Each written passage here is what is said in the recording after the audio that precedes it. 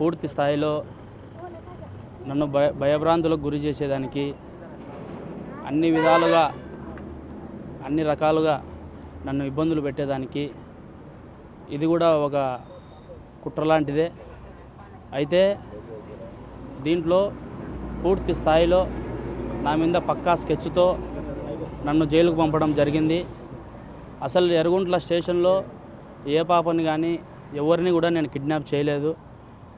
ఏదో మా family match విషయమై మాట్లాడిన పోయింటే నువ్వు కిడ్నాప్ చేసినావు అనే దాన్ని సృష్టించి ప్రతి ఒక్క దానికి వాళ్ళు అక్టోబర్ 30 తేదీన నన్ను వాళ్ళ పోలీస్ కస్టడీకి తీసుకొని ఆ రోజు నైట్ జరిగిన విషయం వాళ్ళు చెప్పిన మాటలు అంటే వివేకానంద రెడ్డి హత్య కేసులో నువ్వు అప్రూవర్గా మారడం, నువ్వు చాలా పెద్ద తప్పు చేసినావు, నిన్ను బతికించడమే కష్టము, ఇప్పుడు నువ్వు మర్యాదగా ప్రెస్ మీట్ పెట్టి సిబిఐ రామ్ సింగ్ ఎవరైతే పాత ఆఫీసర్ అయితే ఉన్నాడో ఆయన నన్ను కొట్టి చెప్పించినాడు, అంతే తప్ప నేను చెప్పలేదనే మాట చెప్పాలని ఆ యొక్క సిఐ ఈశ్వరయ్య అనే అతను, ఆ యొక్క డిఎస్పి వీళ్ళందరూ కూడా నన్ను ప్రలోభాలకు గురి చేయడం జరిగింది.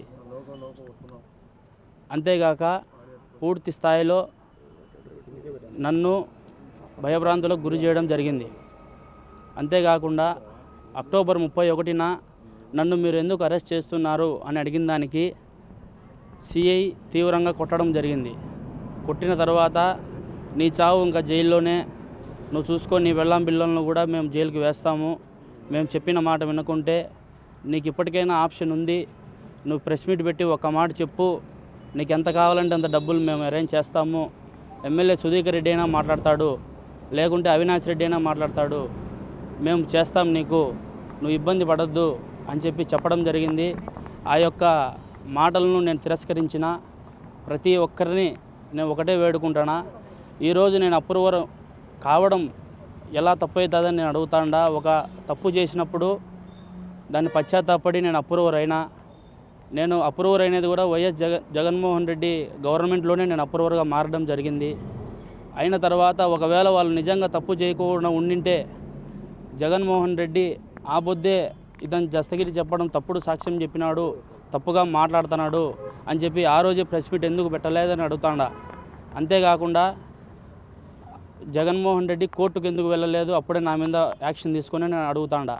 ఈరోజు జగన్మోహన్ రెడ్డిగా చెప్తాడా, ఎటువంటి పరిస్థితిలో నీ భయభ్రాంతులకు గురి కాను, నువ్వు ఎన్ని బెదిరించినా కూడా బెదిరే సమస్య లేదు, ఇంకా స్టాండర్డ్గా తయారై నిలబడతా, నీ పులివెందుల గడ్డ మీదనే ఉంటా, నీ ఇంటి పక్కలోనే ఉంటా, చూసుకో, నువ్వు ఎన్ని పనులు చేసినా కూడా నా భార్య పిల్లలను సైతం నా భార్య దగ్గరికి పులివెందుల్లో నా ఏరియాకు సంబంధించిన వాడు కౌన్సిలర్ రాజశేఖర్ రెడ్డి అనేవాడు డైరెక్ట్గా ఇంటి దగ్గరికి పోయి నీ భర్త జైల్లోనే చంపుతాము, లేకపోతే నువ్వు ఒక ప్రెస్ మీట్ పెట్టి చెప్పు, రామ్ సింగ్ కొట్టి ఈ విధంగా తీవ్ర స్థాయిలో మా భర్తతో చెప్పించాడనే మాట చెప్పు, మనోహర్ రెడ్డి సైతం ఉన్నాడు, మనోహర్ రెడ్డి వచ్చి నీతో మాట్లాడతాడు అని చెప్పడం చాలా దారుణంగా ఉంది.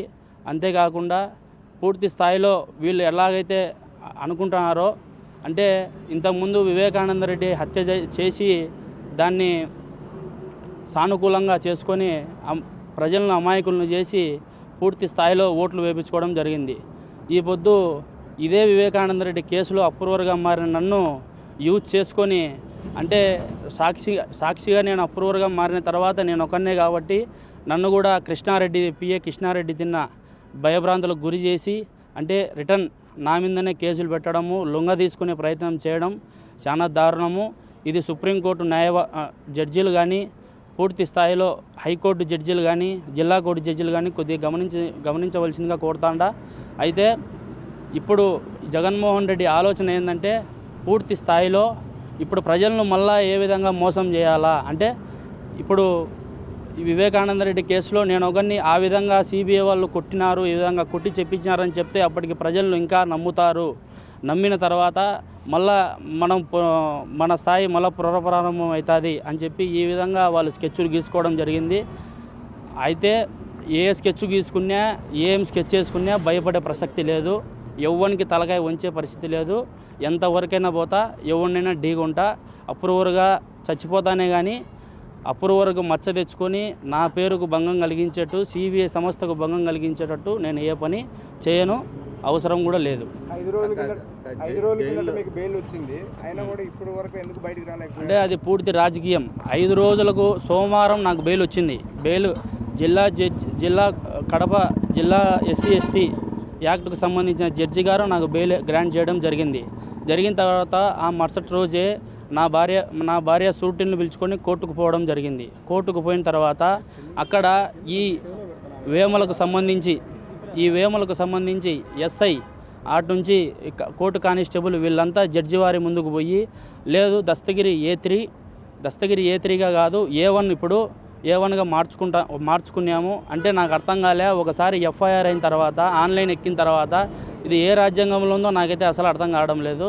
ఎట్లా అందుకే ఇంత డిలే అయింది అంటే పూర్తి స్థాయిలో దస్తగిరి అనేవాడు బయటకు వస్తే లేనిపోని సమస్యలు క్రియేట్ అవుతాయి. వాడు ప్రెస్ మీట్ పెట్టి ఏదన్నా మా వైఎస్ఆర్సీపీకి సంబంధించిన బండారం అంతా బయట పెడతాడు, జగన్కు సంబంధించిన విషయాలన్నీ కూడా బయట చెప్తాడు. వీడిని ఎట్లయినా అణగదొక్కాలా అని చెప్పి పూర్తి ప్రలోభాలకు పెట్టేదానికి చూసినారు, కానీ ఏ దానికి తలకాయ ఉంచే పరిస్థితి ఉండదు. దస్తగిరి జైల్లో మిమ్మల్ని కూడా ప్రలోభ పెట్టడానికి కొంతమంది వైకాపా నాయకులు కూడా డబ్బు ఆశ చూపినారని తెలుస్తుంది, అది ఏంటి? అది వాస్తవము. ఇంకోటి ఏంటంటే శివశంకర్ రెడ్డి కొడుకు చైతన్య రెడ్డి హాస్పిటల్ పేరుతో చెప్పుకొని నా దగ్గరికి వచ్చి మాట్లాడడం జరిగింది. అంతేకాదు, నీ వల్ల మా రాజకీయ భవిష్యత్తు, మా నాయన అందరూ పోయి జైల్లో కూర్చున్నారు, నువ్వు బాగుపడాలంటే, నువ్వు జైల్లోంచి గడ్డకు పడాలంటే నువ్వు మేము చెప్పిన పని నువ్వు చేయాలా, లేకుంటే నువ్వు ఇబ్బందులు పడతావు అని చెప్పడం జరిగింది. నువ్వు ఏం చేసుకున్నా కూడా నేను భయపడే పరిస్థితి లేదు, నాకు ఏం ఇబ్బంది లేదు, నువ్వు ఏం చేసుకుంటావు నీ చేతనైన కాడికి చేసుకో అని చెప్పడం జరిగింది. అంటే ఎంత డబ్బు ఆశ చూపించారు అంటే ఇప్పుడుండే పరిస్థితిలో అంటే వాళ్ళు ఇది రాజకీయంగా మళ్ళా, ఎందుకంటే ఇప్పుడుండే మూమెంట్లో అవినాష్ రెడ్డికి ఓట్లు అడగకపోతే ఓట్ల బదులు రాళ్ళేసే పరిస్థితి, జగన్మోహన్ రెడ్డికైనా అవినాష్ రెడ్డికైనా రాళ్ళేసే పరిస్థితి. ఇప్పుడు మీ వివేకానంద రెడ్డి హత్య ఎవరు చేసినారనేది నువ్వు చెప్పు క్లారిటీగా. ఏదైతే సిద్ధం సభ పెట్టి అన్ని విధాలుగా అందరికీ మంచి చేసినా అని మాట్లాడుతున్నాడు జగన్మోహన్ రెడ్డి, అదే సభలోనే జవాబు చెప్పమను జగన్మోహన్ రెడ్డిని. వివేకానంద రెడ్డి కేసు ఒక లైన్ వదలమను సాల్. ఇంకా అంత మాత్రం ఎవరికి అర్థం కాదు, ఎవరు చేసినది, ఎక్కడ చేయించినది, ఎవరితో చేయించినది అంతా క్లియర్గా సిబిఐ సంస్థ విచారణ జరుపుతుంది. సిబిఐ సంస్థ మీద పూర్తిగా బురద జల్లి వాళ్ళను పూర్తిగా ఇబ్బందులకు గురి చేసే పరిస్థితి తీసుకొస్తున్నారు ఈ వైకాపా గవర్నమెంటు. ఇది ఏదైనా కానీ జడ్జిలు సైతం ఈ సిబిఐ ఆఫీసర్లు సైతం దీనిపైన పూర్తి విచారణ చేసి వాస్తవాలను ఇంకా వెలికి తీయాలని కోరుతాను. మరిన్ని వీడియోస్ కోసం ఛానల్ ని సబ్స్క్రైబ్ చేయండి, లేటెస్ట్ అప్డేట్స్ కోసం వాట్సాప్ ఛానల్ ని ఫాలో చేయండి అండ్ లింక్ డిస్క్రిప్షన్ లో ఉంది.